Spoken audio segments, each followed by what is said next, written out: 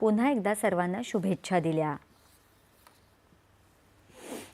राष्ट्रीय मतदार दिनानिमित्त दिल्लीत आज भारतीय निवडणूक आयोगाने राष्ट्रपती द्रौपदी मुर्मू यांच्या अध्यक्षतेखाली एक विशेष कार्यक्रम आयोजित करण्यात आला आहे। राष्ट्रपतींनी या कार्यक्रमात उपस्थितांना संबोधित केलं। माझा भारत माझं मत ही या कार्यक्रमाची मुख्य संकल्पना होती। या कार्यक्रमात राष्ट्रपतींच्या हस्ते नव्या 5 मतदारांना प्रातिनिधिक स्वरूपात मतदार ओळखपत्र प्रदान करण्यात आली।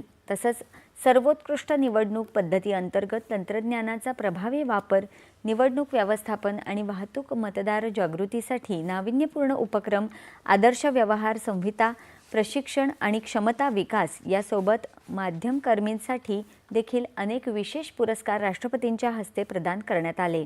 या कार्यक्रमात केंद्रीय मंत्री अर्जुन राम मेघवाल, मुख्य निवडणूक आयुक्त ज्ञानेश कुमार हे देखील उपस्थित आहेत। माझा भारत माझं मत मतदान हे